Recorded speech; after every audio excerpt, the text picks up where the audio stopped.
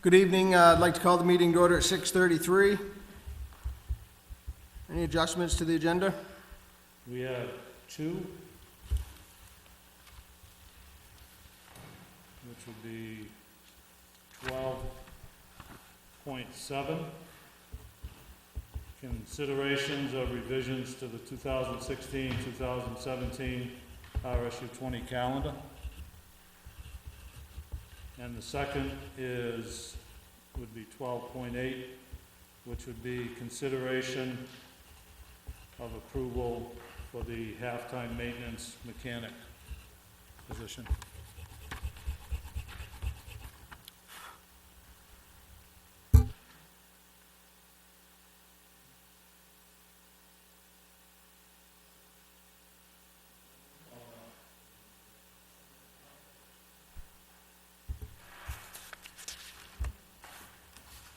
You want to start out letting them know?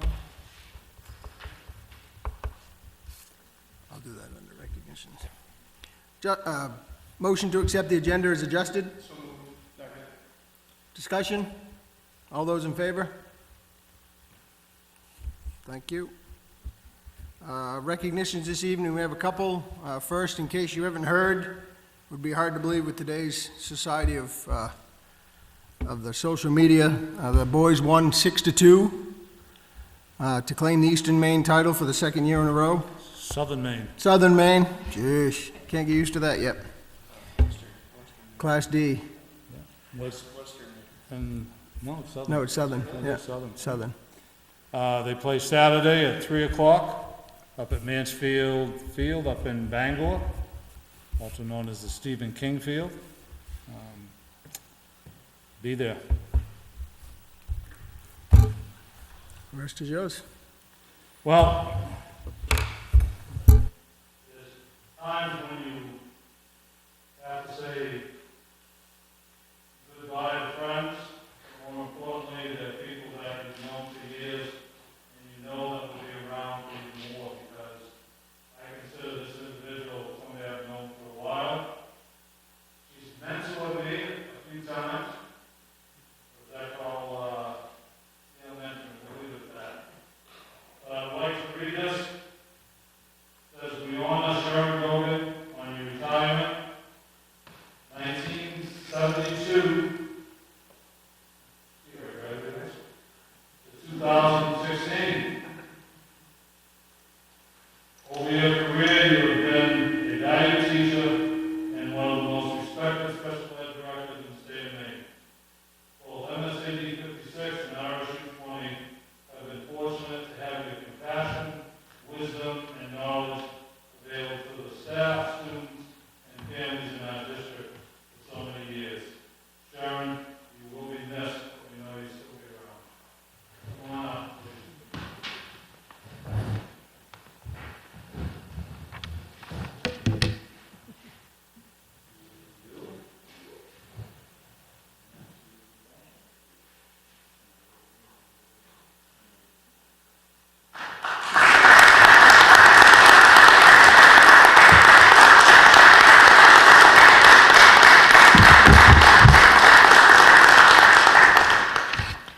Thank you.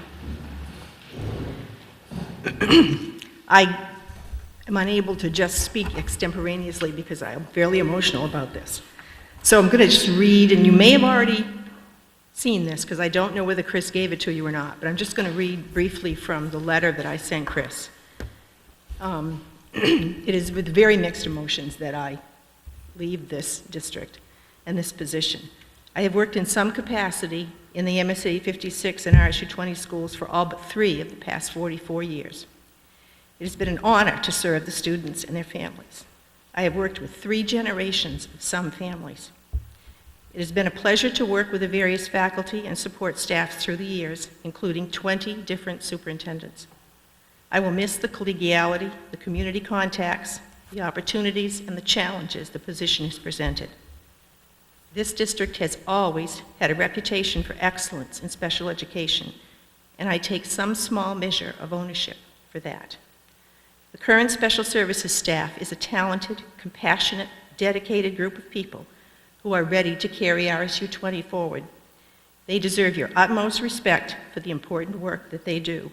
I wish them well and hope that I can continue to support them in some capacity in the future.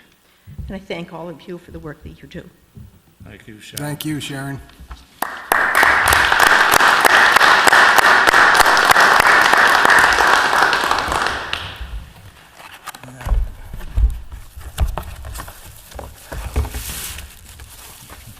Kleenex? What's that? Need a Kleenex? A toast, I think. All right. In appreciation, Percy King, RSU number 20 board member from Searsport from 2010 to 2016. MSAD 56 teacher for 32 years. Thank you for the many hours you've spent serving on finance, policy, negotiations, and building grounds and transportation committees. Your experience, dedication to students, and willingness to devote time to the issues will be missed by all. Thank you, Percy.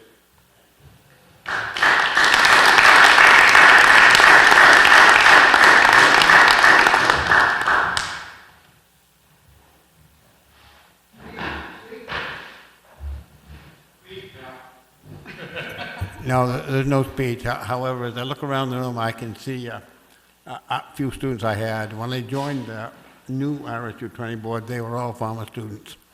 And when I went over to see Chandra one day, the superintendent of RSU 71 was also a former student, so I really felt old. However, I'm not.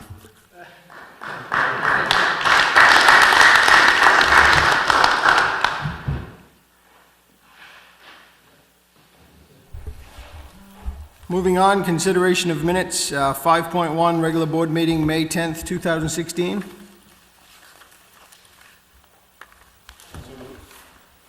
Costello, Nato. Any changes, corrections, omissions? All those in favor? Unanimous. 5.2, special board meeting, May 23rd, 2016. Corrections, changes, omissions? Seeing none, all those in favor? Unanimous. Budget meeting, May 24th, 2016. So moved. Second. Changes, corrections, omissions? Seeing none, all those in favor? 5.4, special board meeting of June 8th, 2016. Second. Corrections, changes, and omissions? All those in favor? Opposed? Abstentions? Consent agenda 6.1, policy committee meeting, May 17th, 2016. These also are minutes. So moved. Second. Changes, corrections, omissions? All those in favor? I'm sorry, who did the motion? Bill? Bill. Dustin, second. Yep. Any presentations this evening? No. At this time, would anybody from the public like to address the board? Report from the superintendent. I do have a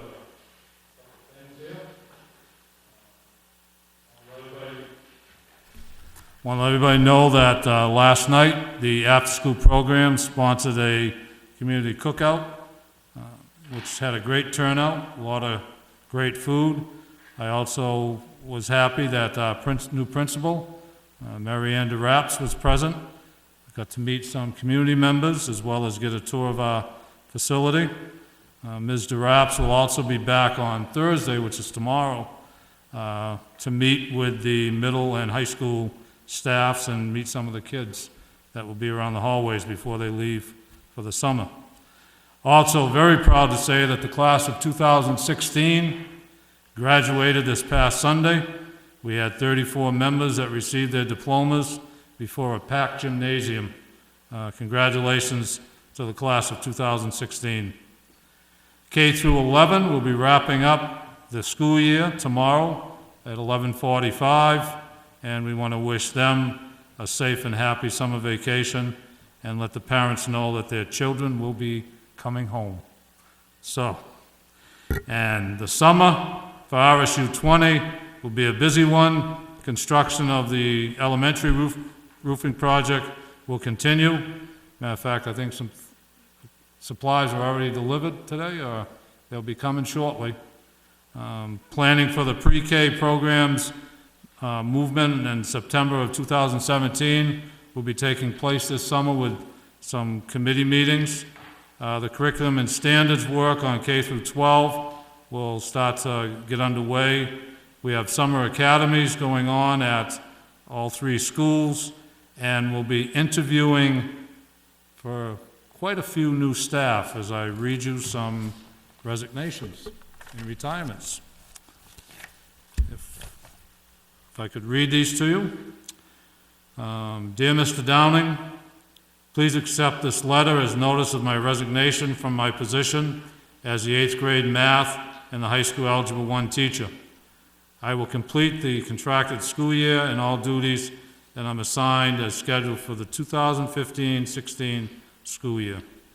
I have received an offer to teach middle school science and math. After careful consideration, I realize this opportunity is too exciting for me to decline. It has been a pleasure to work at Searsport District Middle School for the past 4 years, and I find it bittersweet to be seeking opportunity elsewhere. I have learned a tremendous amount about teaching and will be leaving behind a dedicated staff that feels more like family than colleagues. It goes on to say, thank you for all the opportunities I have experienced while working at Searsport, and I truly wish you and the RSU 20 staff the very best moving forward. And it's very sincerely from Cynthia Prosser.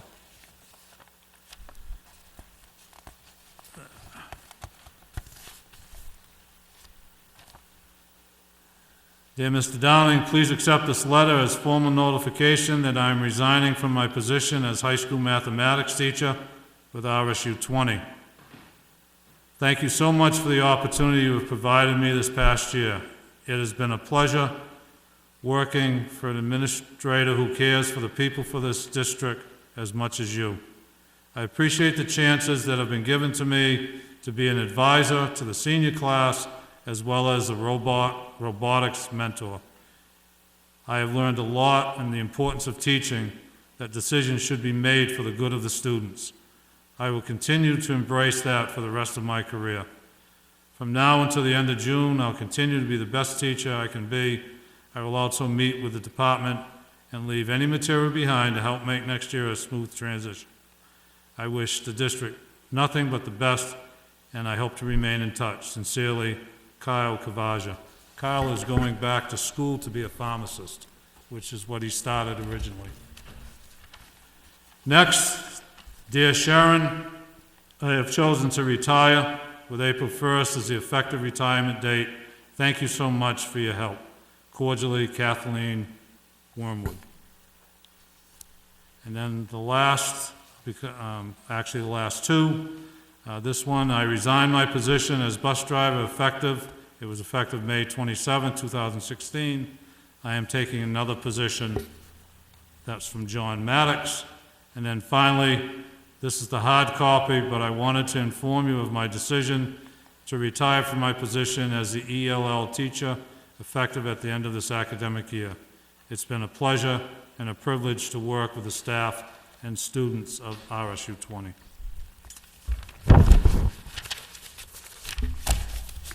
Thank you. Moving on to committee reports, 10.1, Finance. We met tonight, we're in good financial condition, everybody has paid up their dues so far.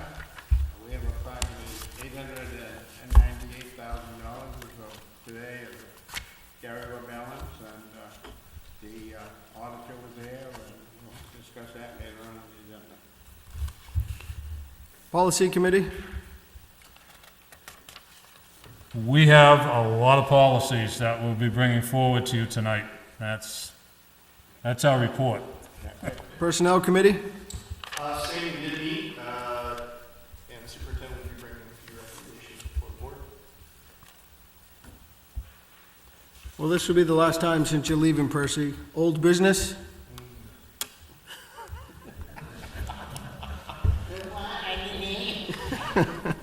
Moving on to new business, discussion and action to clarify the results, certify the results of the June 14th, 2016 budget validation referendum.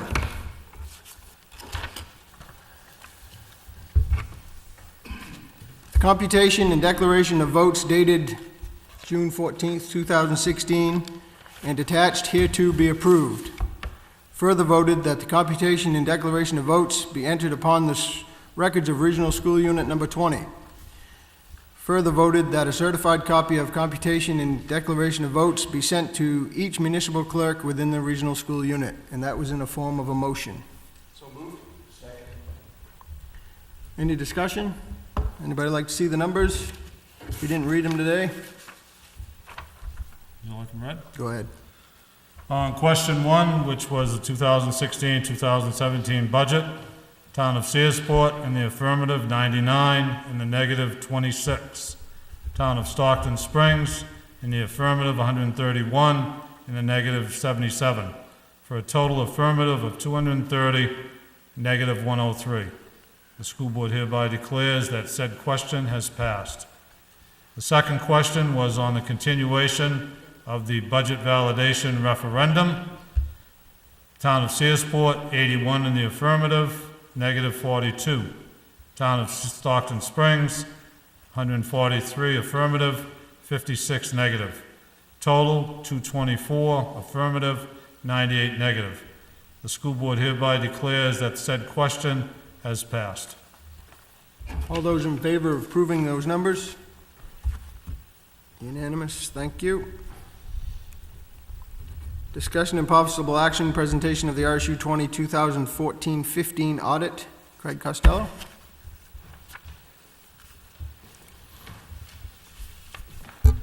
Well, I'm finally here. After many hours and days of going over the records and ensuring that we are fairly accurate to state an opinion and a position on what fund balance is to be split up after withdrawal.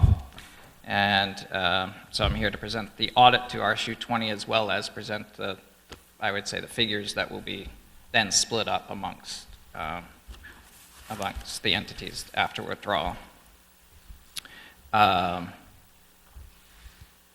So what I would like to do is I'm not going to go through each page of the audit. I'm just going to do some highlights. I've presented some of these pages as well at the Finance Committee meeting. So what I would like to highlight is where the fund balances ended up at the end of the year, why they ended up where they are, do a budget versus actual analysis for you, and then go over the final numbers that will be split up. So the first statement that I would go over is what's called a governmental fund statement. I know only some of you probably have some numbers, or does everybody have it in front of them? Okay. It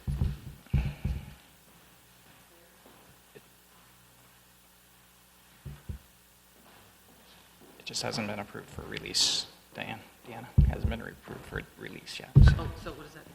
just that it hasn't been So I shouldn't from give our it- office, that's all. I shouldn't give it, is that what you're saying? It just has to be turned back to you. Okay. Yeah. You have to return it at the Yeah. end of the, it's a draft. Yeah.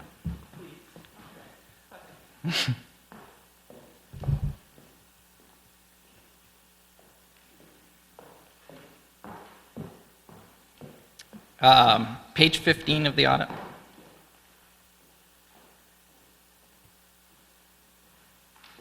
This is the breakdown by funds. You'll see the headings, the general fund, grants, and school lunch fund. This will be more important once I discuss how the fund balances are allocated. But if you go down to the near the bottom where it breaks down the fund balances, I have broken out the general fund balances by what is to be split out, and that is the figure of $4,486,755. Additionally, there's an adult ed balance that will also be going out from RSU 20 to RSU 71 of the $32,232, and the balance of unassigned remaining is $1,075,668. Included in this fund balance, and why it's so large, is there is a money in there from Maine PERS, where there was a large refund of approximately $2.9 million. So that's what makes this balance inflated. The balance remaining in the grants is $132,753, and then the balance of the school lunch fund, there was a $13,689, which is set aside for inventory only, not usable operating funds, and then a deficit of $91,734, which will be funded through the split of the carryovers in the general fund. Any questions so far on this page? Page 17. This is how we get to those figures. This is where you see the revenues and expenses coming in. Again, this is after all the accounts payable, receivables are already booked that were attributable to that year up through June 30, 2015, is what these figures represent. They do not represent anything that is going to be cut later or has already been, or checks that have already been distributed out to Northport or RSU 71. So you'll see that these balances come down to the same numbers I totaled on page 15.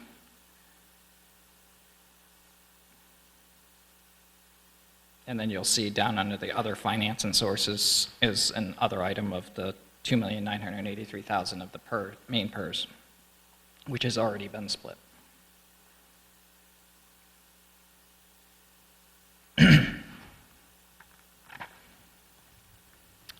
So now I'm going to skip through, and I'm going to skip through the notes to the financial statements. You can read those as support to some of the numbers, to most of the numbers on the balance sheet. They support those numbers in more detail. So all the way through page 38, I believe. And then 39 and 40 present the budget versus actual. I will only go over page 40. This is where the RSU 20 ended on a budget versus actual comparison. This is after all teacher pays have been paid. They were paid out prior to June 30, so this reflects all those expenditures as well.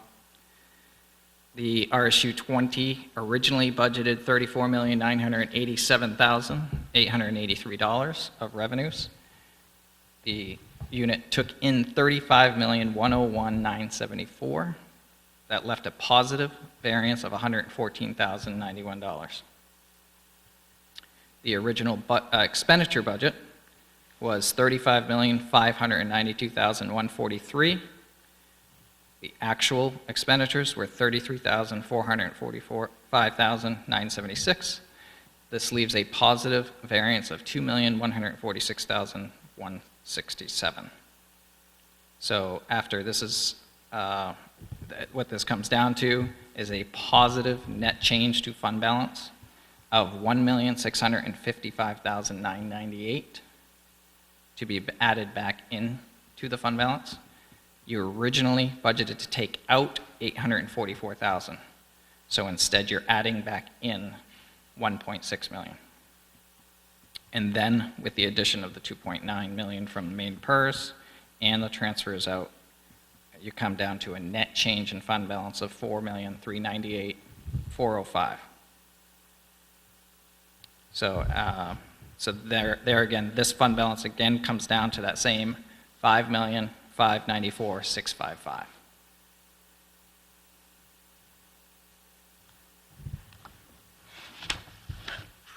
And then one final note, the findings of the audit. We did have a material weakness, and it related, I had mentioned that this would probably take place because of the process going through to get to where we are as a result of significant adjusting entries, material adjusting entries that need to be done, additional analysis, et cetera, to get to the audit balances. We had the one finding and the eliminating the past findings from the prior year. So the finding was the ineffective internal control over financial reporting and financial closing process, which just directly related to the closing up of the books and doing the adjusting entries.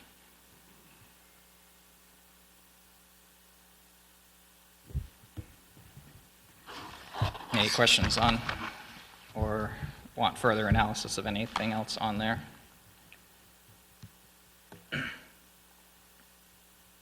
Otherwise, I'll move on to the split out of that fund balance.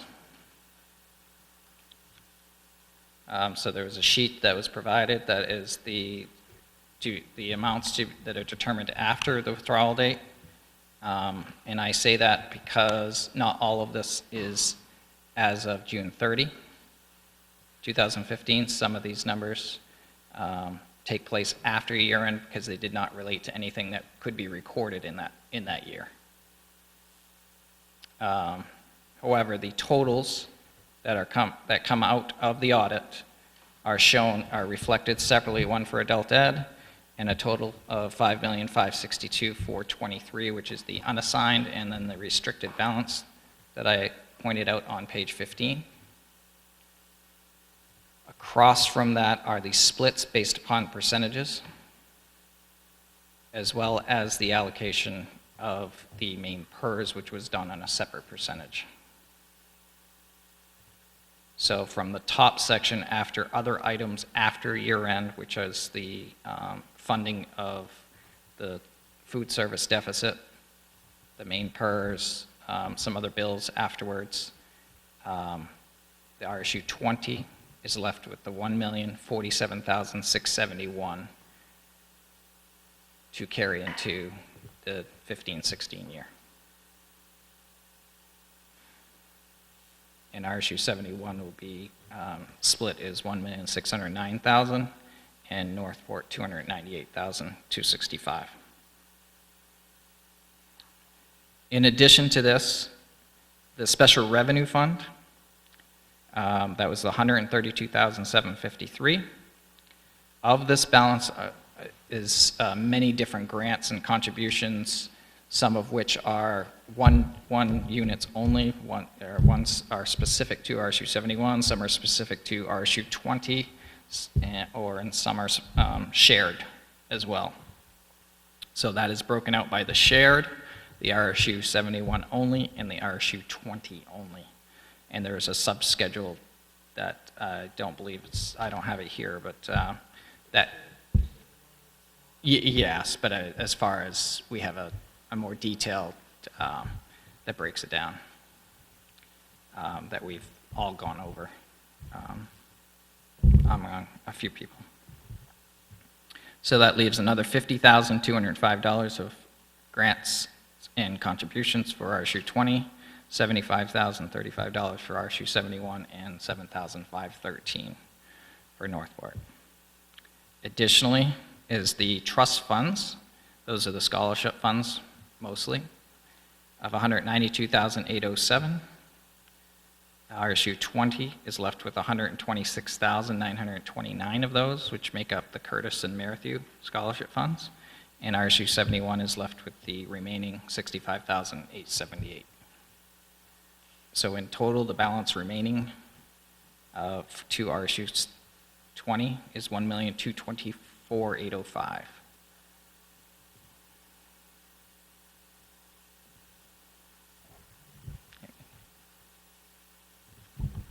Any questions? Questions for Craig? I'd like to make a motion to accept the auditor's report. So moved. Any discussion?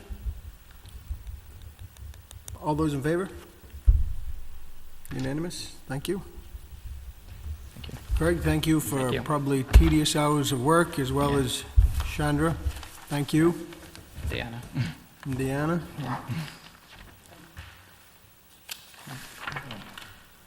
If I could just take this moment to, I don't speak extemporaneously either, but to recognize Chandra Hodgson for her patience and efforts above and beyond the call of duty to ensure a smooth transition of the business office and administrative offices, and for her friendship and mentoring that continue on through today and I'm sure into the future. Thank you so much.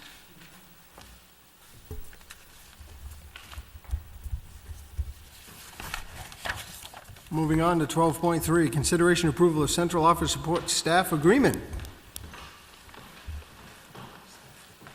got some people waiting.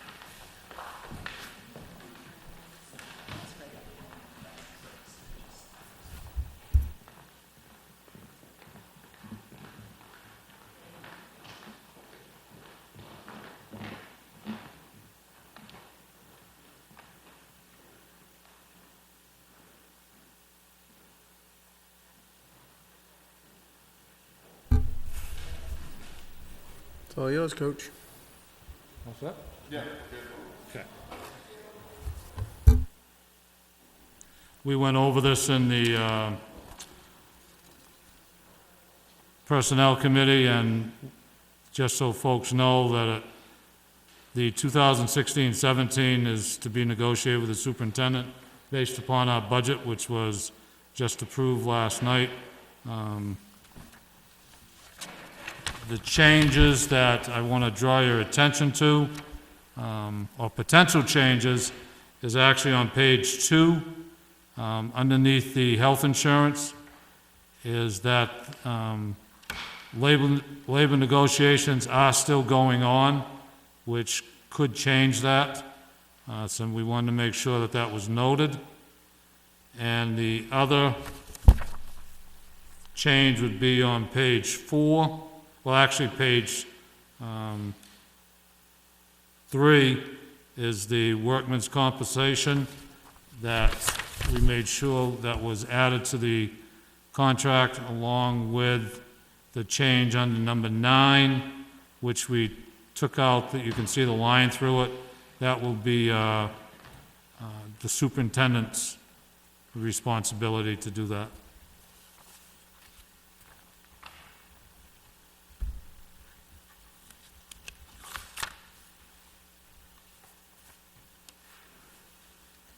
Need a motion to accept as is? Yes. I'll make that motion. Second.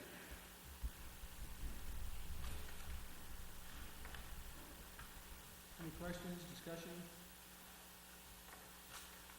Seeing none, all those in favor? Unanimous, thank you. So, I'll ask the board's pleasure. Would you like to take these one by one, or take them as a group?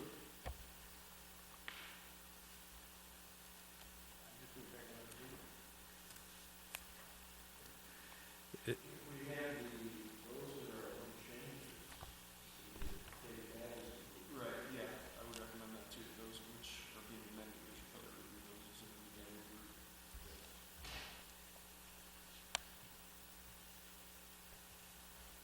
So I'll read this in the form of a motion, consideration approval of the first readings. D-E-D-G, D-I-A, D-I-E, D-N.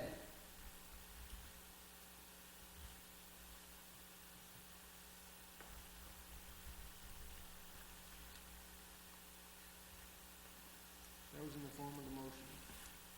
If I could get a second. Second. All those in favor?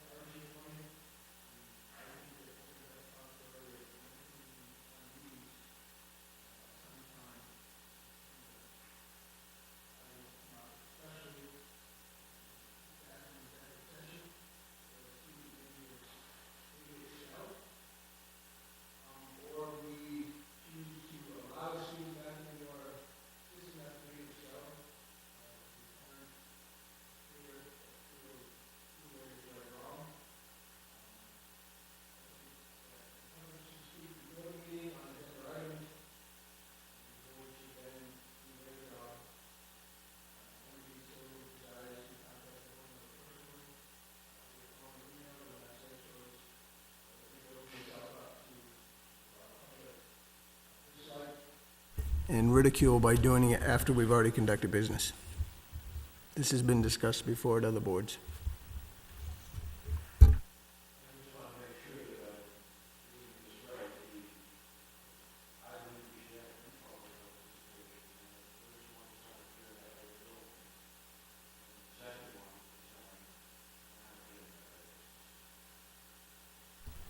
Then you should probably be prepared for meetings that could go on forever.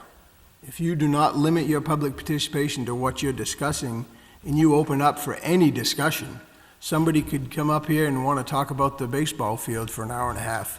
Somebody could come here and talk about the sidewalk at the elementary school. Somebody could come here and complain about a teacher for 20 minutes, or what goes on in the classrooms. It needs to be restricted to board item agendas. That's what public participation for. Every board schooling I've ever gone through with Drummond Woodsum, I think you would advise them to hold a public participation before the agenda is placed, and not to hold a second public participation, because it opens you up for long conversations. Remember, we cannot react or respond to somebody in public participation.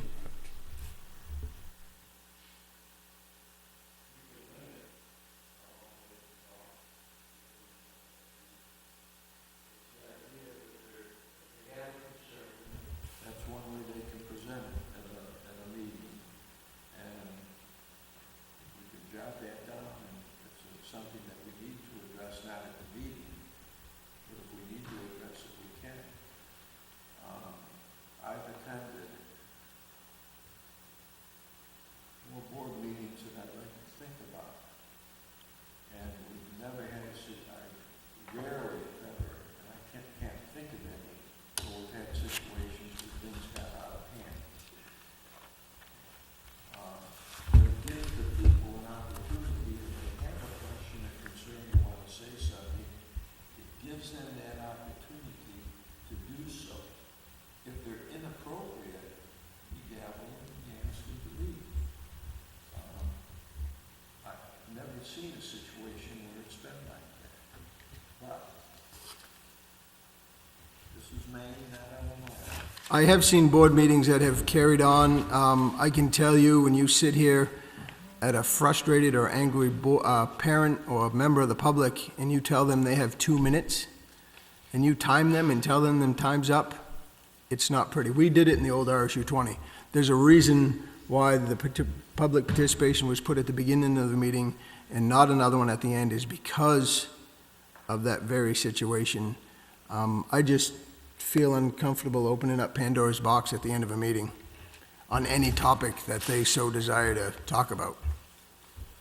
Granted, we've been fortunate since we've been just 2 school districts. We haven't had that hot topic. We haven't had that 50 to 75 people that show up and just are so mad at the board and the superintendent in the central office that we've had one of those meetings. But again, I'm not ready to open up Pandora's box with a second public participation after business has been conducted. So the only thing I would say, just to make sure I'm clear here, our ability to set a time restriction on anybody's comments is already within the policy, correct? And as I read it, you have the ability to impose that per situation, correct? I mean, you've got to be consistent, but evaluating if all of a sudden people are going to need to sign up for, if hypothetically there was a second public participation, they would need to sign up, and we evaluate there's 30 people here, then it would be grounds for time limits. What are the rules at play there for time limits? Do we know that? There is a policy. I believe it was up to the board chair at that time whether to set a policy, but you just brought up another point. We could sit here through the first 15 agenda items, and then we vote on a topic, and the next thing you know, 25 people are rushing to the back table to sign up for public participation based on the outcomes of a vote. At that time, the board chair can set a time limit, but I'm here to tell you, I've been the timer before and said time up, and have got one dirty, nasty look and was told, I'm going to finish. Yeah, I mean, there's no doubt, and I guess that's the gray area that I'm trying to kind of confirm, because I can see that that would be the area that would create a conflict if people were heated over an item. But at the same time, I don't necessarily want to discourage people from providing us with feedback if they have an opportunity to do so. And I think that's part of the responsibility we have in being here is to face some tough feedback, albeit face-to-face and in open forum. That's at least part of what I feel like I assumed as a responsibility in this post. But what I feel pretty strongly about is, I recall when we discussed this, I don't think we talked about it being just open to any topic at the end of a meeting, is that if there was an opportunity to circle back around to something that was an agenda item, to ensure that it wasn't just a free-for-all for any open forum item to be added to the agenda. Because I believe if somebody wants something to be added to an agenda for the next meeting, there's a process for that, correct? Right? They've got to contact you. So I would guess that if it were an open forum, it would be filled with the superintendent retorting. You'd need to bring that to me in the form of a formal request for an agenda item. So I guess my feeling is, in summary, I'd be in favor of 2 sessions, but only if the second session is explicit that it is to be pertaining to an agenda item, and that we're pretty consistent and rigid about time limits to ensure that it is considerate of everybody's time, not just ours, but obviously all the other folks who do want to speak to an item. And I would tell you, it certainly seems like in this new RSU 20, we've had a lot less audience participation because, it's kind of a double-edged sword. It's been a great thing in that they've been very accessible online, and most of the feedback I get is in the form of people who have seen the tape online, and then they shoot an email or see her around town. So I don't know as necessarily our exposure to huge crowds of people are venting their frustration unless we do have a hot topic item that obviously everybody would know of well in advance. So I mean, I'm kind of on the fence about it, but I feel like we can do okay with 2 sessions if they're agenda items only. So your original policy says that each member may have 5 minutes of speaking time. 10 people at the beginning and 15 people at the end. That's almost 2 extra hours to a board meeting. I think it's a balance of trying to make sure that we're transparent and accessible and open to feedback. And that's kind of the risk that we take. I mean, it's also 2-3 extra hours for those people who are waiting in line to speak too, right? Same time pressure for them. So, I mean, I understand your point exactly, but I think it's something that we need to consider.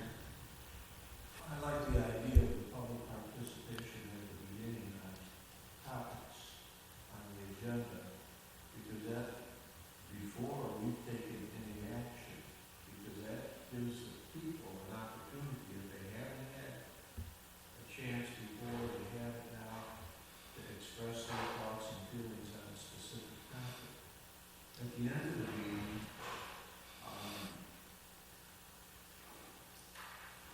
my thinking is that it's non-topic items, because I can see where Tony is coming from.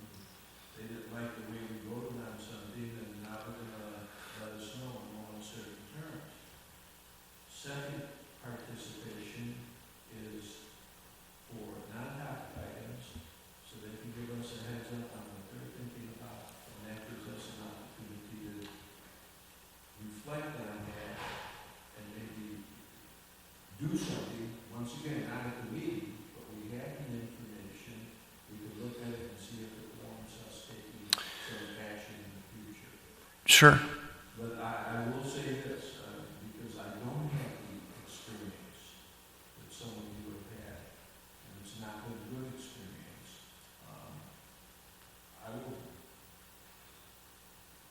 I can defer to that, but I'd like to try it at least and see, and if we're running into problems, we can always change the policy.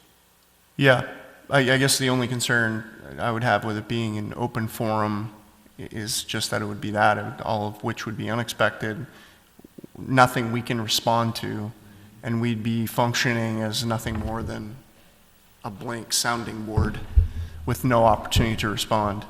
I don't know how productive that would be in reciprocating our feelings on or position on a particular item. Whereas if we limited it to items we know are on the agenda, there's a fair chance that we're at least prepared for what we're seeing, can expect that it's a contentious item, and obviously be in a position to almost immediately respond via correspondence if necessary, if anybody wants to engage in that. But Tony's point is a good one, is that what isn't kind of negotiable is our ability to go back and forth with these people regardless of what we choose to go in. So what you're talking about seems like it would be a little bit more productive if we were able to go back and forth, and it just doesn't seem like that's going to be an option. I also think seeing this before is parents will come to a meeting absolutely infuriated with an administrator or a staff member, at which time, if you open this floor to any topic, they could step to that microphone and name somebody specifically as a staff member in public forum, broadcasting on the television, which is bad news for this board. Don't they have the opportunity to do that now? We have a policy, we have a chain of steps that must be made to file a complaint, and they start at the central office. The board is not the complaint department. The board... Right, but hold on a second. So we have public participation to open every meeting now, right? Couldn't they step up to the mic and say, Percy King's a horrible teacher? Right, so they could do that now, though, right? That risk exists right now. There's always that risk. But you have, Yeah. the chair has to say, your discussion must be held to an agenda item. Right. If you do not have that in your second participation, it's free for all. It Right, really so is. that's why I agree. I mean, I think we're saying the same thing. It would have to be regarding an agenda item, and the same rules would apply. They can't, personnel matters are just off limits.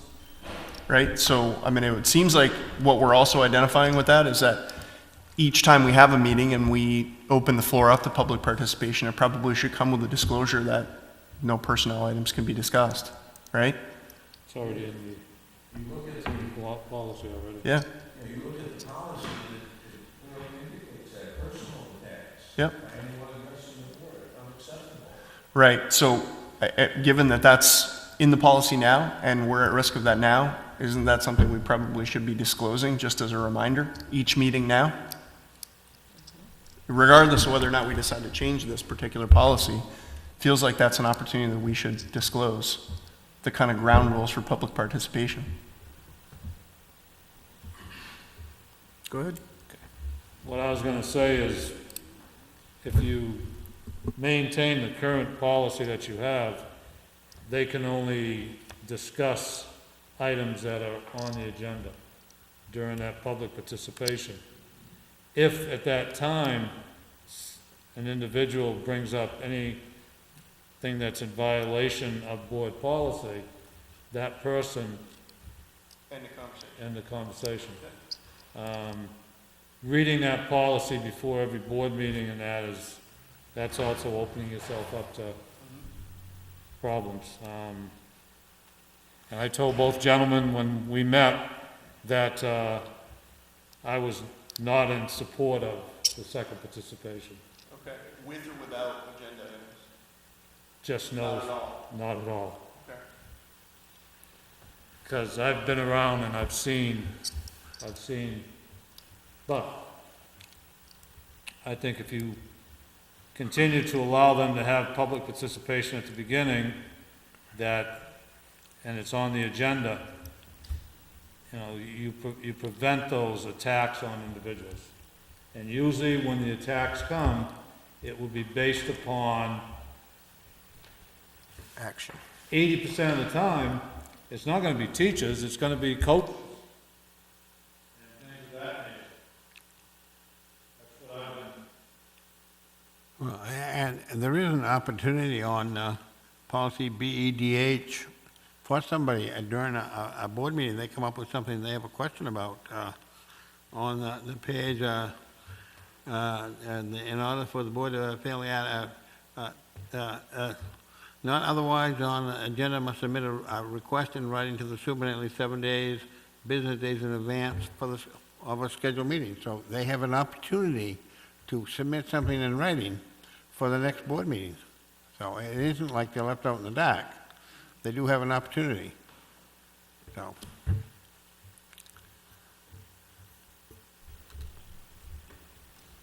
So we have a motion and a second on the floor. Any further discussion? I'll just say that I'd like to see it go back to policy. And so just to be clear, what we just motioned and seconded was to approve the revisions. Correct. Which would be to, Correct. okay. Anyone else? All those in favor? Opposed? Goes back to policy.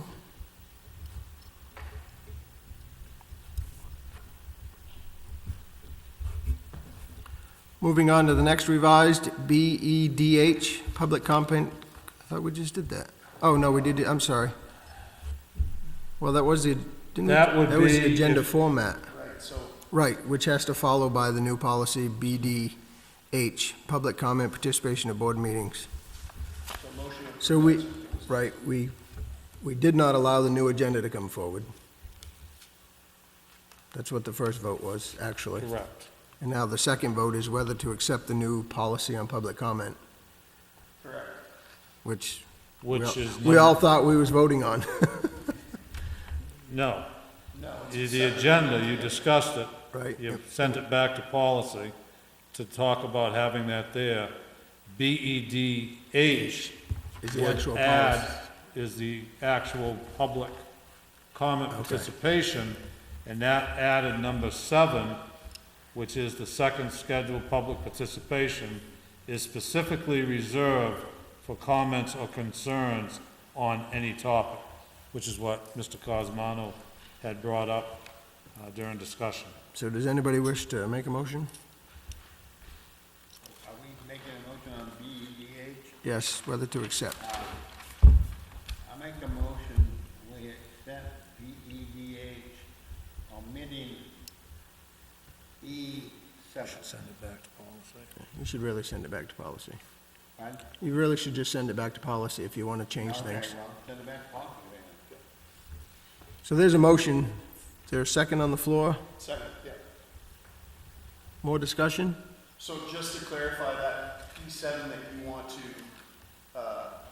omit, just so that we have the opportunity to discuss it and understand where that will leave us, hopefully, when we come back to discuss this, to revert it back to policy, right?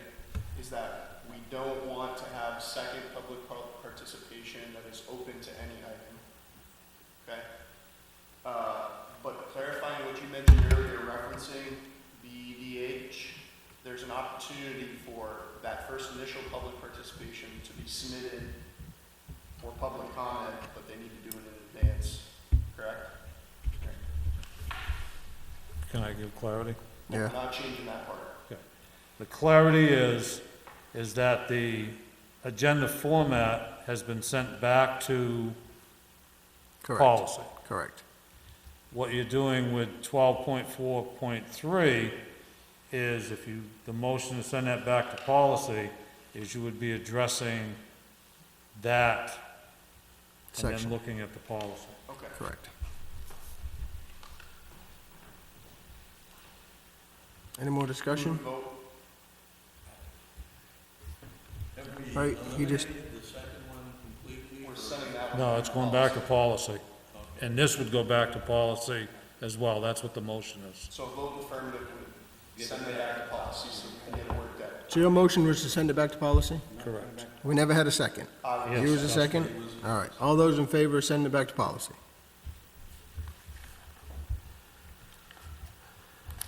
Moving on, 12.4.5, DID inventories revised. The change in that is that it currently reads, there's a line, the superintendent shall report to the board of directors once a year. That has, the recommendation from the policy committee is to eliminate that. You have inventories, but the superintendent does not have to report that every year to the board of directors.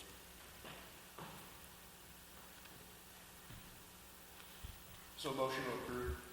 Second. May I ask why that line was removed?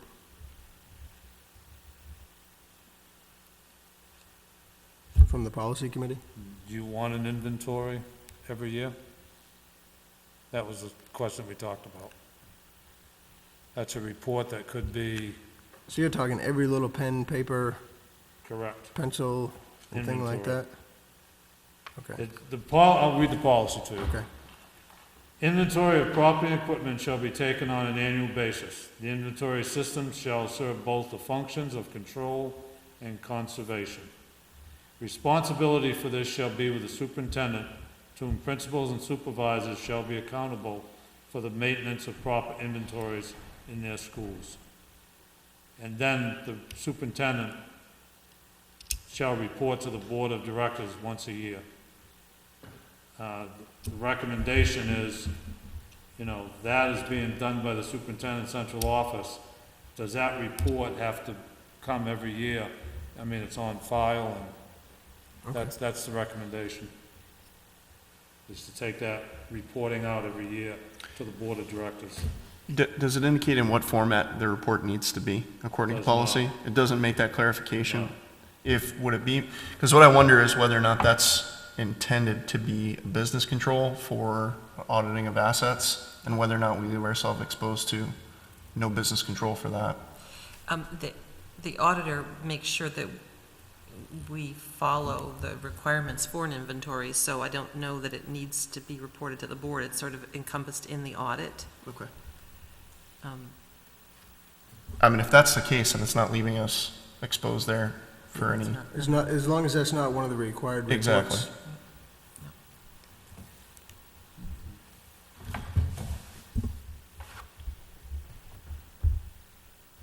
So did we have a second? I don't think we have first. Bill motioned to. Okay. So who motioned? I'm sorry. Bill and Dustin. Dustin? Anybody else? All those in favor? Unanimous, thank you. 12.4.7, DJ, bidding, purchasing requirements. The change there on the DJ was currently under B, competitive bidding of other purchases, there's wording, but the amount is currently $20,000.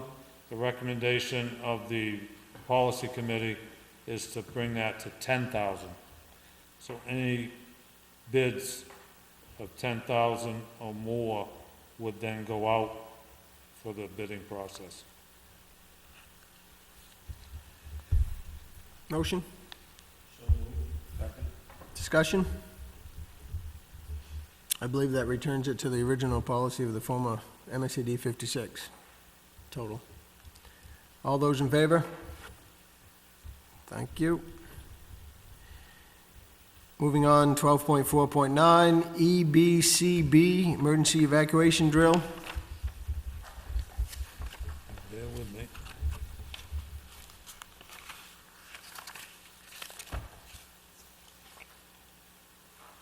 The change there is simply that currently it reads schools enrolling grades K through 4. The recommendation is to change that to K through 5. And then after pre-K moves up, we'll probably revisit, but right now we'll change it to K through 5, and that grades 5 through 8 will be changed to 6 through 8. Those are the two changes in that policy. It's matching the grades that we have at the schools. Discussion? All those in favor? Unanimous. 12.4.10, EEA, Student Transportation Services. Simply a deletion under the policy as it is now written. There is a letter D that says Student Transportation Services. All Troy Howard Middle School students will be transported, eliminating that from our policy because they're not a member of our region. Second. All those in favor? Unanimous, thank you. 12.4.11, EEA, drug and alcohol testing of school bus drivers.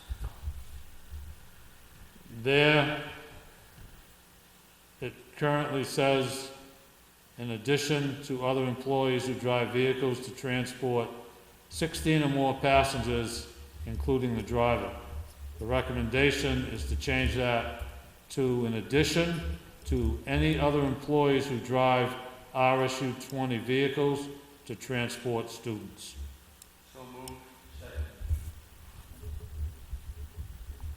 Discussion? All those in favor? Unanimous. 12.4.12, EEBA, school-owned vehicles. The current policy reads, and I'm only taking out the sentence part, with permission of the superintendent, maintenance personnel may take RSU 20 owned vehicles home. Under exceptional circumstances, the director of maintenance and transportation may allow bus drivers to take their buses to their homes between bus runs. The changes would be, going back, with the permission of the superintendent, RSU 20 personnel may take RSU 20 owned vehicles home. And the second would be, under exceptional circumstances, the director of transportation may allow bus drivers to take their buses to their homes between runs. So moved.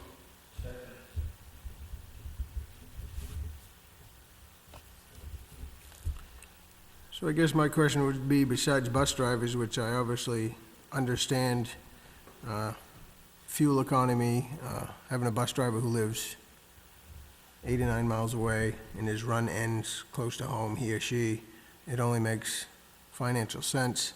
What other reason for any of our other vehicles would there be for employees to take a school vehicle home?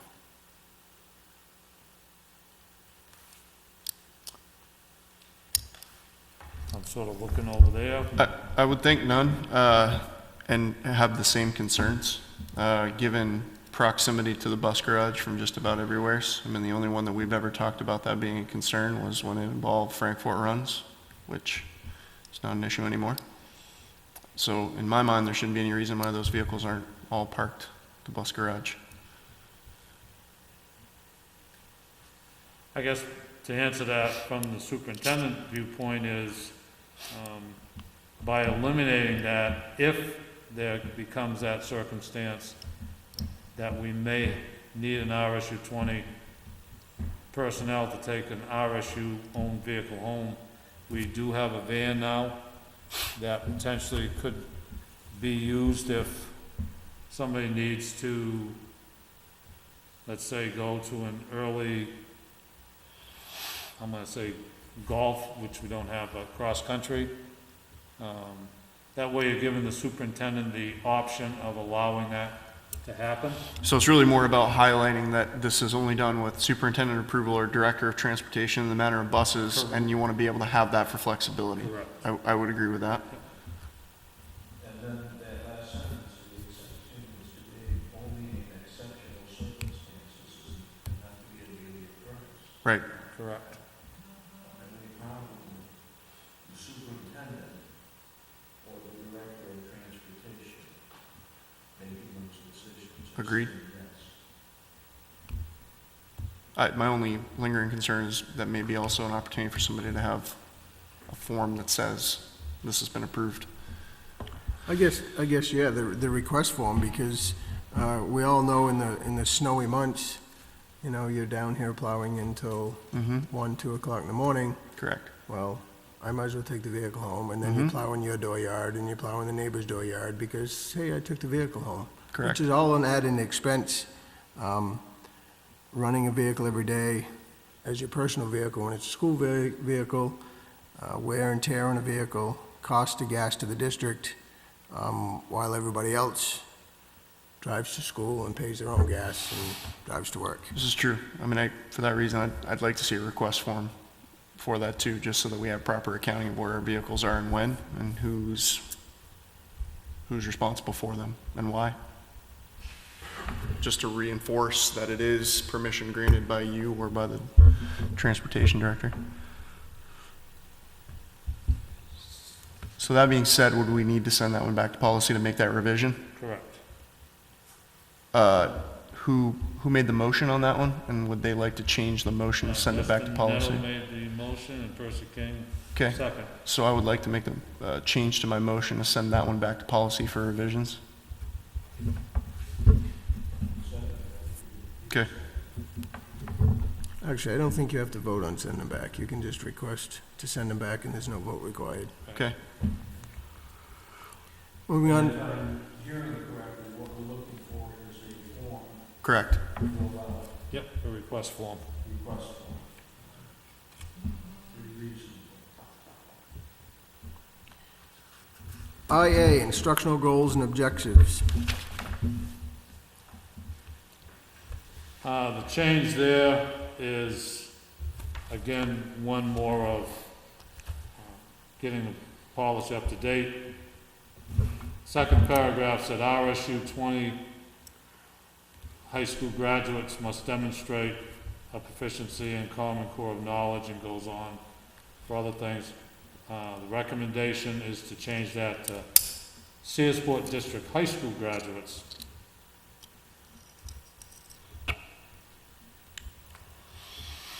Motion? So moved. Bill and Bill Dustin. and Dustin. Questions? Seeing none, all those in favor? Unanimous? Thank you.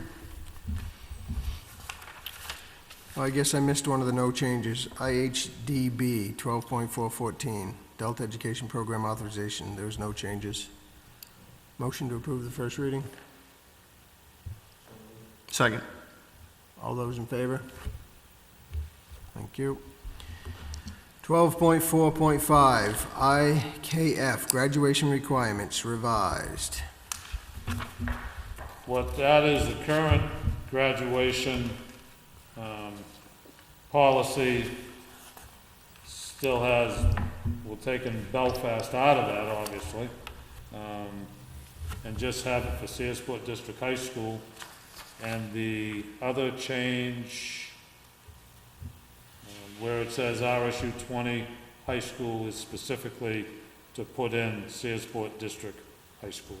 So any reference to Belfast Area High School would be deleted, and any reference where RSU 20 high school is put in there, it would specifically stay Searsport District High School. So moved. Questions?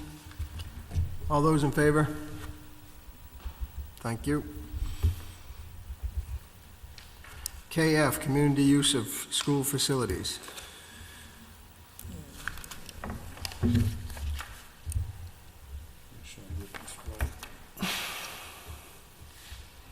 There is, at the very end of that policy, there is a paragraph that says, note, presently RSU 20 and the local YMCA have a collaborative relationship regarding the YMCA's use of the middle and high school facilities in Belfast during and after school hours on weekends. Currently, there are no charges for use of these shared facilities. That would be deleted. Second. Changes, questions? All those in favor? 12.4.17, IMGA, Service Animals in School.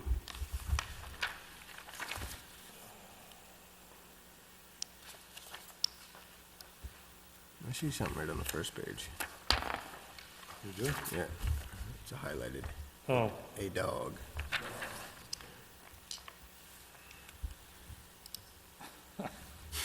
I'm laughing because I can't see it.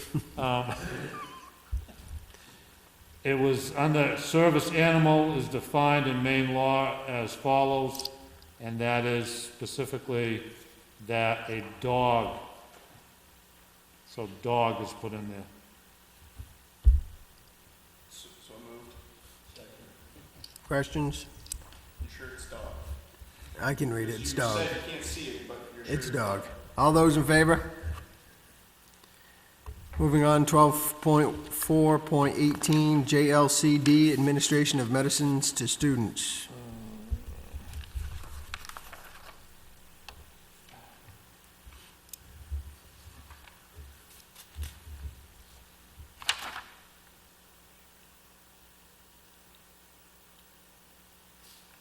See any bolds, highlights?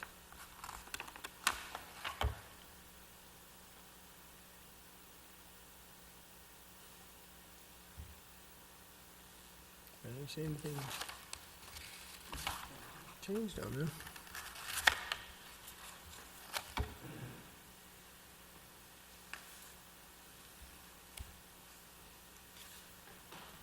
I don't either. I'm not that blind. I'll defer to my, I don't remember that we did anything on that one. it may have got thrown in there. Oh, I have a motion? Maybe it was supposed to be no changes instead of revised. Yeah, I'm pretty sure, yeah. It's pretty much gotta be an MSA, It is, MSMA it's a policy. boilerplate. Typical on those type of policies. You don't mess with those. For legality reasons. So those should be under no changes. Motion? Do we want a motion to send that one back to policy just to make sure it gets addressed in the same group and that clarified that there wasn't any type of change? Okay. I'd It's like going back to policy. Just given the nature of the policy. So that would be JLCD and JLCDE, because Yes, sir. Yes. that really is, okay. And they both say revised, so. 12.4, Maybe on an error on one, but maybe not on the other. Okay, so the motion, that's just going back to that's just going policy. back, 18 and 19 are going back. Okay. 12.4.20, JLCDA, medical marijuana in school. I think this is probably a boilerplate MSMA. This is a new policy, this is the one that schools are now having, and it's specifically written by Maine School Management with Drummond Woodsum as their partner. And it's a boilerplate, the only change for us is that we put RSU 20 in where it was blank schools, so. Motion? Well, hold on. I'll motion Go ahead. to approve so that we can discuss. Second. So it does indicate it's new. So you're saying we had the same? Never had it. This is the first pol, Okay, so this is. right. And who made the motion? I was, I did. And then Percy seconded. okay. Yeah, this is brand new, Brand new, Justin, okay. brand new. Schools are putting this in over the last few months. Yeah. We don't have it currently, but recommendation is to have it in our policies. And I will note on B, the marijuana must be in non-smokable form. One would think I would have some knowledge about this. I didn't realize you get it in non-smokable. Pill form. All those in favor? Unanimous. 12.4.21, JLCDA-E, parent medical provided request to administer medical marijuana at school. That's brand new, that's the form that goes with it, that parents must sign, and then we keep that on record. Because, it says who it can be administered by, the age and the school nurse. It's a form that is filled out and kept on record of who can, administer that. Correct, so I'm assuming here that it sounds like what we're trying to do is align, if it were medical marijuana to be used, those policies to be in line with what all other medication procedures are. Okay. Yep. So you need a motion? So moved. All those in favor? Unanimous. Thank you. Thank you to the policy committee Oh, for, we got one more. oh yeah. 12.4.22, IIB, class size revised. The change there is that the recommendation of the policy committee was that when you look at grades 9 through 12, that instead of being 12 through 24, the target is 15 through 24.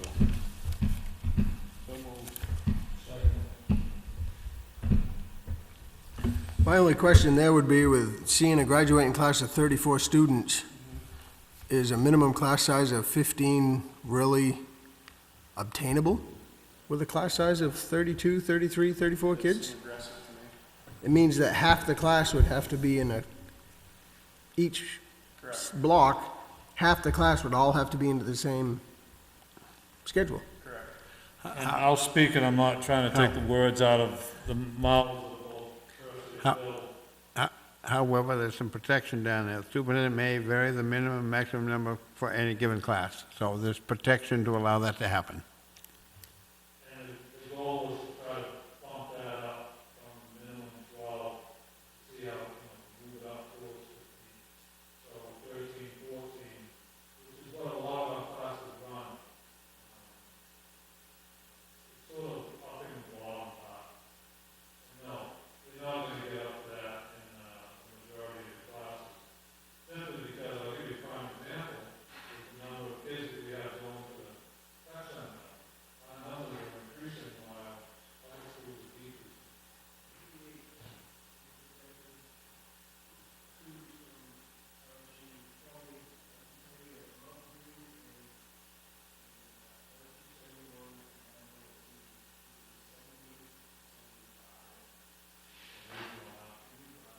And so again, just to clarify the purpose here, was to help bring the discussion around what we're shooting for new class size.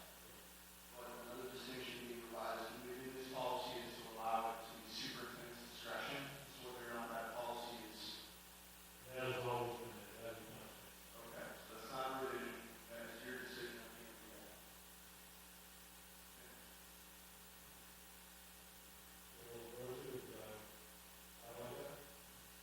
You did, it's frustrating. I see people put things in writing. And I wish I could tell you who did it, because there were several names assigned to it. And I don't have all those names with me. And they made a statement that we have 5 to 6 classes that are lower than 12. Because they put it in writing, it must be gospel. Take a look at this year. I included training in this. There were 24 classes that were over 12. Not 5 or 6. I would like that person, the people who are responsible for writing that, to share with us where they got their information from. I got my information, I requested it from the superintendent, it was for the enrollments on or about the 12th of February. And I was given that information, and I sat there and I counted it. And I can say 24, but my wife will tell you that my memory kind of sucks.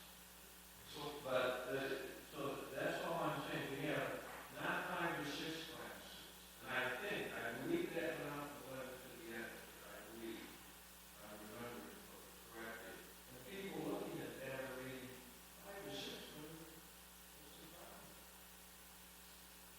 24 out of, what's the sections we have, 80 something, 70 something? So we're looking at anywhere from 25 to 30% of our classes are below the minimum of 12. And I keep saying that. So that leads to my question. Yeah. Then why are we going to 15 if 12 is already an issue? I mean, I guess, my vehicle only gets 13 miles to the gallon, but I'm gonna put 18 on the sticker, hoping I can get there, when in reality, it's probably not gonna happen. If we're having trouble reaching 12, then next year's conversation is 58% of our classes are not meeting the 15 student class minimum. Okay, and my response to that is, over the last 4 years,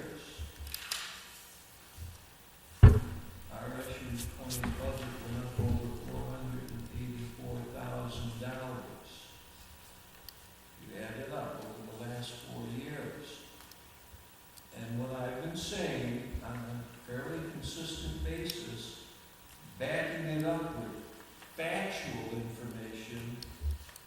not just what I feel, think, and believe, is that what we need to be looking at is finding a way not to cut, we're no longer going to teach this class or this class, but we need to look and find a way of cutting sections.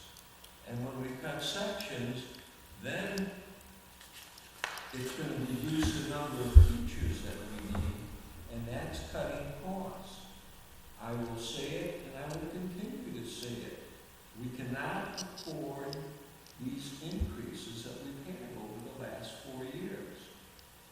We have to look at it, and I'm anxiously waiting to look at this year's schedule, and I've been told I will be getting it, and I have all the faith in the world that we are going to get it. And I want to look at it, and I want to look at numbers. And I'm telling you now, there are 2 towns in the district. One of the towns is suffering. The number of homes that are going into foreclosure has increased dramatically. We've got to find a way to cut costs. We can't keep spending $484,000 over the last 4 years. Not acceptable. That 15 was a compromise from a higher number that was wished for. Okay, yeah, thank you. That is That's important compromise. information. So I want to just clarify, because I want to understand, the point you were making earlier was that originally the number of classes that were reported on that were below the minimum of 12 could be argued that it was marginal and or inaccurate at the time. And if I'm understanding you, the purpose of putting this to 15 is for mainly the reason to further illustrate the point that we need higher class sizes and less staff? That's the purpose of moving that policy? No. Okay. I'm just saying that as a board, we have to look at numbers in the classroom. Okay? And if there are ways we can increase numbers in the classroom, okay, then we should be doing that.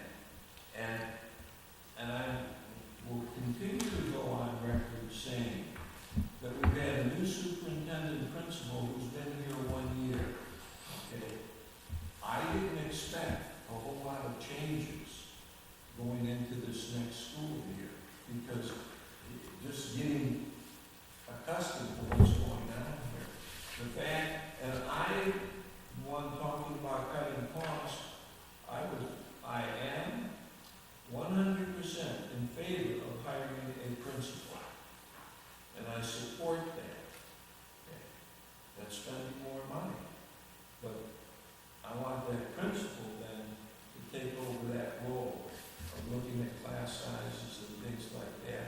Superintendents can have a lot of things to deal with, but I believe if we're focused, we can work in that direction, and we can get to the numbers that we would like to see in classes, cutting costs so that towns aren't paying as much as they've been paying. I'll repeat it again, $484,000 over the last 4 years. We can't, I don't know about Searsport, but I'm telling you, Stockton cannot afford that. And my job here is to represent kids. I understand that fully, but it's also to represent the town of Stockton Springs. And I'll back my 38 years of education to say that there's no one sitting here, with one possible exception, who has spent more time in education and supported education more than me. But we have to be realistic, and we have to look at ways of cutting costs. And I took a quick look at the schedule that was up on the board. And I'm sure the superintendent's going to have a visitor. I guess I'll just reiterate, I don't understand, if we can't obtain a goal of 12, why we're setting a higher goal. That's what I'm having comprehending. I understand what you're saying, I understand what you've said, Bill, but the only thing, as Dustin said, by making this 15, just fuels more fire for the argument next year when one can say 68% of your classes don't meet your policy. Well, because we set an unattainable goal. That's my thing. If we reach the goal of 12, and every one of our class sizes have met 12, then I have no problem raising the bar. But I don't see raising the bar when you haven't even met your first goal first. Okay? That's my whole thing. My comment is that I don't know that we've even looked at it. I don't know that we've made any sincere effort to reach that 12 minimum. And I'm not, once again, I don't know what it is for the 16-17 school year, because I haven't seen those numbers yet. But I sincerely hope that, and that, those numbers are based on what we have in the policy right now, and the policy says 12, okay? I am anxious to look at those numbers to see where we are. And I think I want to keep moving in that direction. Sure. And keep moving, because we have to find a way to cut costs. And what's the number one cost in the school? I hope this is accurate. I've been told this. Teachers, number one cost in the school. Personnel. Salaries. Personnel as a whole. Yeah, personnel as a whole. That's where we're. And in fairness to you, I believe you've also said that's also our number one asset, right? It's our number one cost, but it's also our number one asset, right? I am the most important asset Yep. in the school that we have are our teachers. Because if the teachers are there and we support them with what they need, and they do the job, who benefits? The kids. And that's what it's all about. So, and I hear you, I understand your message has been consistent, that you feel like there's a lack of traction in us evaluating full optimization of the schedule, and that'll somehow manifest into staffing reductions. And I hear you. I mean, in the interest of full transparency, what I'm hearing from you is you feel like you make no bones about the fact that this change to this policy would drive change in the direction that's consistent with that message. Is that fair to say? It's fair to say that, yes, we're saying that we need to move in that direction. And if this is the first step in moving in that direction, fine. We raise that number. I look at the middle school, and I look at the K through 5, and they're right where they can be and should be. I say can be because you look at some of the classes, and they're small enough that you'd have trouble meeting the minimum. You need at least 2 sections, especially in the K through 5. And if you have 40 kids in the class and your minimums are 22, you're not going to make it. And you're not going to have one class with 40 kids in there. But they're where they can be and should be. We need to make sure the high school is where it can be. And then the should will come in. The 12 can go up to 15. If we can find a way to do it, that's our goal. That's what we're striving for. So I hear that. I guess just to reaffirm my kind of position on this, I just feel uncomfortable doing it under these circumstances, feeling as though really the case to be made both in our discussions and publicly is that, hey, look at Searsport, they have many classes which are well under the class size of 15. The other thing is that upon my last review of the data around this topic, when we first started discussing it as of our first budget workshops, the state average, I believe, was 13.8. And I remember feeling at that time, uncomfortable with the fact that we were at 12, but not feeling like we were out of scale relative to our peers, and I think that that's important. I think that puts us in a position where if we're setting a target for 15, that would be very aggressive to say that we'd have to make some pretty substantial cuts, I think is what you're deducing from what we're discussing here, in order to even approach 15, right? So if the state average is 13.8, I feel like I'm comfortable with us being at 12, given we don't have a full success rate with that. But again, as we've talked about, we defer that exception to Chris, and I'll continue to do that. I feel comfortable with that continuing to be part of the policy, but I don't feel comfortable with it being a minimum of 15. And I hear you, and I Okay. understand that. You know I want to look at numbers again. Yep. And if we don't set a goal, a reasonable goal, and my first request was 18 to 20. Your middle school is 18 to 24. How do they do it? Okay. High school, 18. Well, I listened to reason and got to 15. I can sit at 12. 15 doesn't impact on the 16-17 school year. Because we're already, the schedule is reasonably set, the numbers are already there.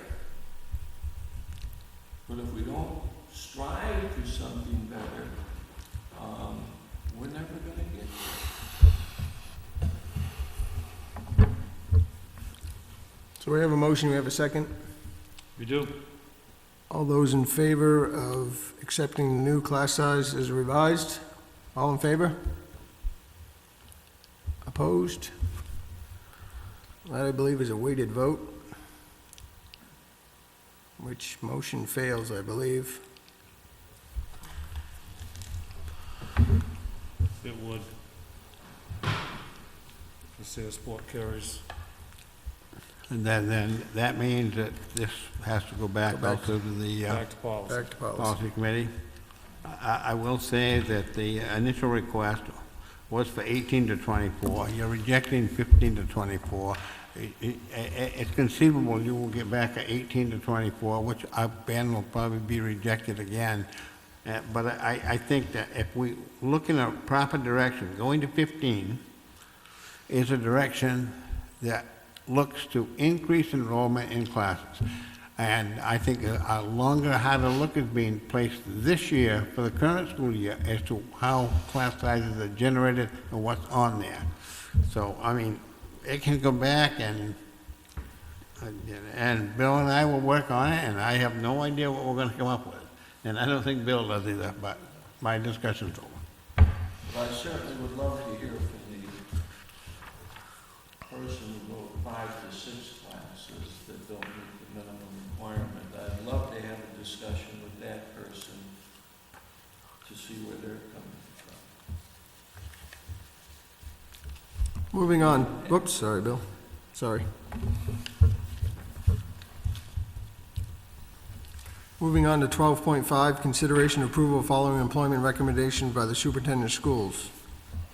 A, Rachel Johnson, Ed Tech 3. I want to take these at once.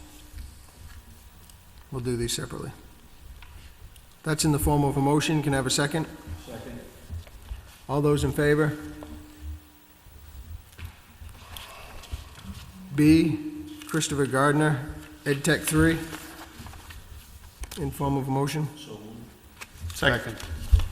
All those in favor? C, Ruth Fitzpatrick, International Student Program Coordinator. So moved. Second.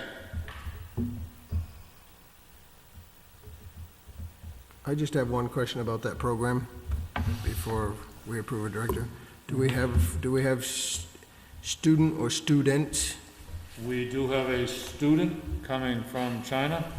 Her name is Coco, and she has, or her family, has already paid the tuition, and everything is arranged, including the host home, which is being organized by Ms. Fitzpatrick.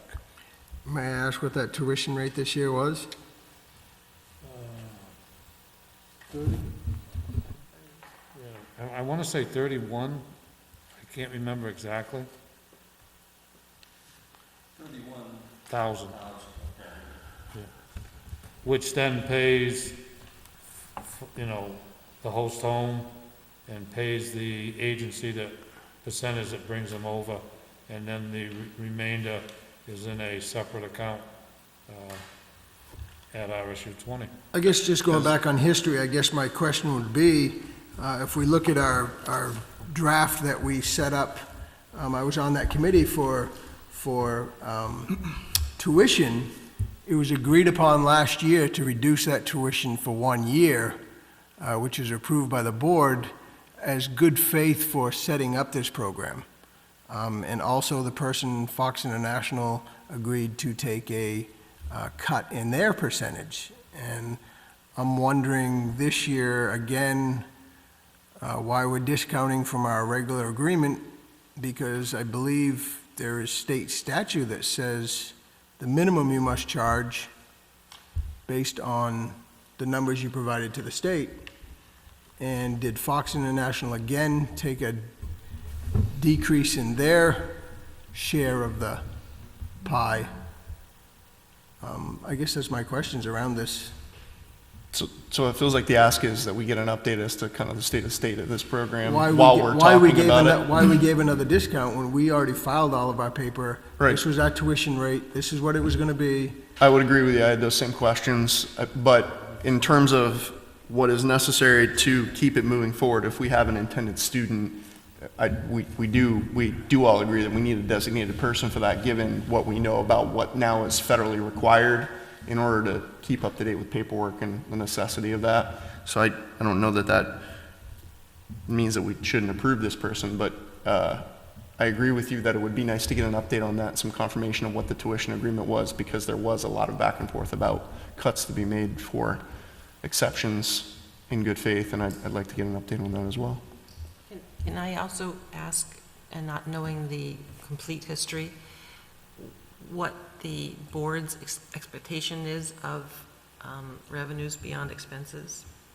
We set those, we had a majority of meetings, and we actually had someone from Drummond and Woodson come and present to us. And we were actually cautioned about dropping our tuition rate below the recommended amount that the state recommended we charge based on expenses and cost of the program. And we agreed for 1 year to drop that rate as a good selling feature, because once a student came, they'd go back, and then the program would build, there'd be 1 student, 2 students, 3 students. But making no bones about the fact that that was intended to be an ongoing, growing revenue stream within our school district. And my question is, what is the expectation, where is the revenues expected to be? Is it expected to stay in the fund and to be a self-supporting fund, which potentially would send our students to China? Or is this supposed to be a revenue stream for our revenue calculation in our general fund? General fund. General fund, right? Okay, because that we need we'll have to have some additional conversations. But there is a whole charter, or whatever you want to call it, that states what our tuition fee is. Correct. What is the state saying we should be charged? That's what we need clarification on. I can't remember what it is, but there was a whole form that, I mean, he went through the whole process with us, and it's a whole form is your cost per student, and it lays it all out that you come to a tuition rate, because the state doesn't want you bringing students over here, you know, at a reduced rate, where the schools start spending local money Correct. It was to not fund even, education for foreign students. correct, and it wasn't even intended to break even. It was intended to be a revenue to stream. revenue, right. Which has nothing to do with approval of this directly. Correct, It's just, right. it brought up my question when you said we had a student, then I want to know, well, what's the rate this year and everything like that. Do you remember So- when that was? It was, well, it was 2 years ago. It was a year before Tony came, because he was our first student. And it's been 2 years prior to this year that there Correct. was approximately $10,000 in the budget to develop the programs. Correct. Because this Correct. was brought up today Correct. when we were going over the audit and breaking up amounts. So 2 years ago, all this information came forth. Yeah, we sat right in the computer lab in the library with the gentleman from Drummond and Woodson and went Multiple hours. through everything. We will get back to you with an update, because And in fairness, to frame this in context, I mean, this is no bearing on the fact that we don't feel like we should continue this person, but it begs repeating that we probably require an update on this to make sure we're doing some of the right things long-term, because I know Ruth and Kathleen put a lot of hard work into this program in particular. And we do already have somebody coming. And we need clear direction as to what happens with Yes. that revenue stream. Because I don't have anything, I have nothing in my office that tells me what to do with it. And if I can say this tongue in cheek, this would be another hit for that 15 to 24 high school. We only got one, Bill, we didn't get 25. So again, motion, whoops, sorry. Yeah, we'll get back to you on Okay. that, 'cause that's, Motion on the floor is to approve Ruth Fitzpatrick for the International Student Program Coordinator. We had a second, we had a first and a second. All those in favor? Consideration approval for the superintendent to hire professional staff during June, July, and August. This is something that the board does every year. So, Can we go back to 12.5? Did we do D, Travis? that's under. that's under new Twelve business. That's an addition. Nope. Okay, I had it up here. I didn't put it, sorry. So 12.6 is something that I've been accustomed to since I've been a board member, just authorizing the superintendent to You have to do it every year. hire, yep. Motion? I'll make a motion. All those in favor? 12.7, revision to RSU 20 calendar. Yep. The superintendents get together with the director of the tech center during the year and develop a calendar, and the calendar was developed a bit ahead of schedule for the director received all 3 calendars. As a result of that, when he submitted it to the state, it came back that there were 9 dissimilar days, and you were only allowed 5 by state statute. So, when we got together at the June meeting, we sat down and looked at where could we make some changes. And I sent an email to all the board members, but I want to make sure this is, and I also talked with the association president.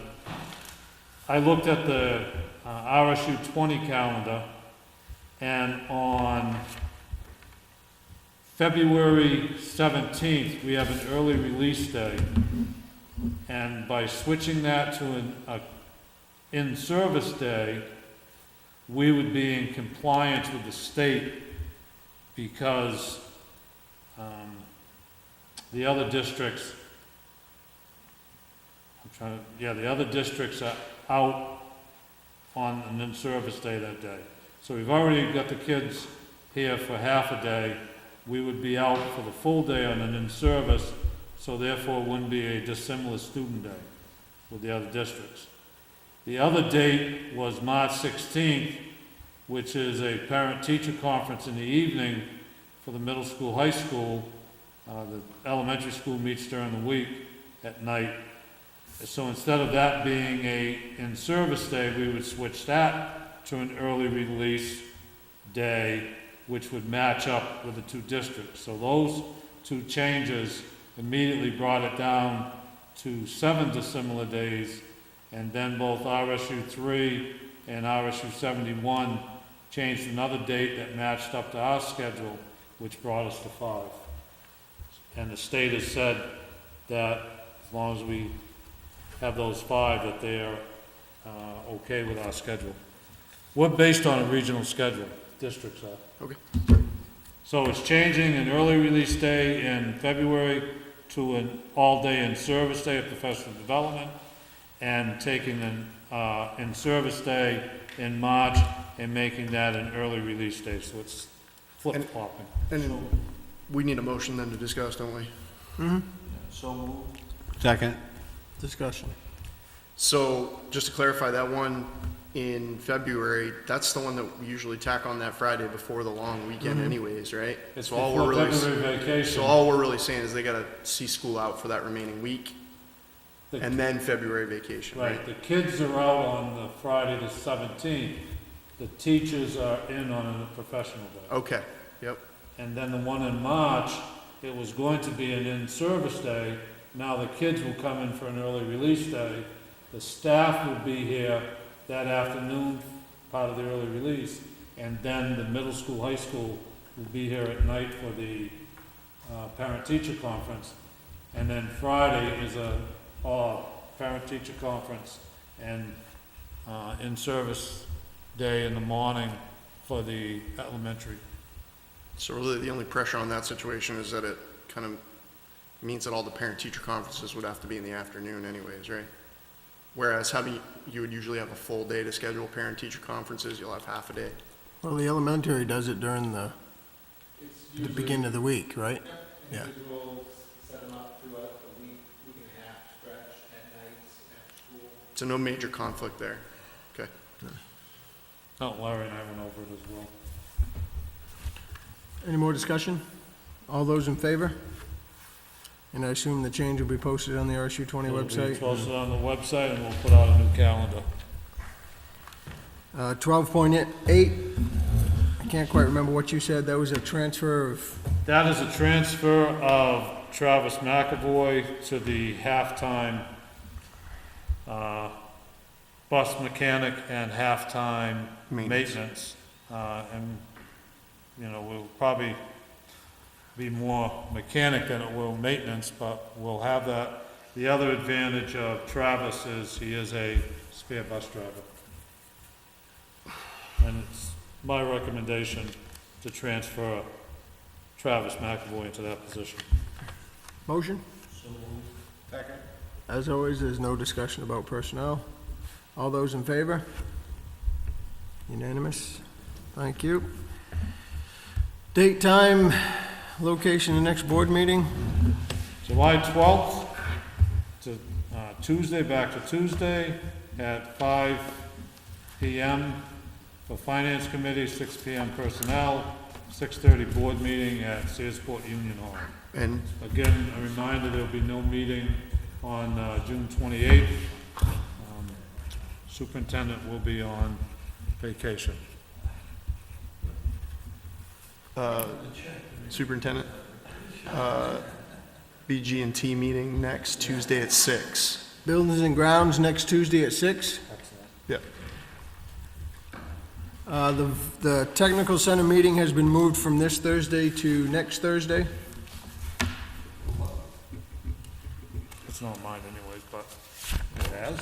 The technical center meeting, because somebody couldn't attend because of playoff, Yes, 6 p.m. because of our Little League team playoffs. Yes. Yeah. Have Percy make the final. Percy, We've got to establish that. I'm on the board till the end of the month.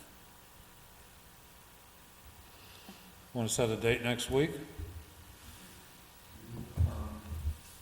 Yes, During the day? I'm available anytime. I don't have my calendar in front of me. You can pull my calendar up? Since we share a calendar, I think I can. And feel free to send that out to all of us so that we can Yeah. carry on a further discussion on that. how many years of education in a policy meeting? Holy moly. 38? Yeah, we figured it out, it was over 100. In the policy committee, there's over 100 years of educational experience. Chris, are you attending the advisory board, after-school program advisory board meeting at 10 o'clock in the morning? Sometimes they put you down for stuff that you're not doing. What day is that? Tuesday. The 21st? 22nd. You want to know what's going on the 22nd? Dr. Whit King, That's in the afternoon. 2:30. Otherwise, you're free in the morning. Wednesday morning at 10? This coming Wednesday, 10, right? Wednesday, the 22nd. 22nd. At 10 a.m. Percy will bring breakfast. How about you just going? Sorry. Okay. It's like a senior citizen, it's like a senior citizen meeting. I don't know if I'd feel comfortable there. No kidding. Percy, you want to do the honors? What? You want to do the honors? For what? Move to adjourn, your last meeting? We adjourn. Any discussion or anything anybody wants to say to Percy, besides thank you? Thank you, Percy. I'd like to thank Jerry also. All those in favor?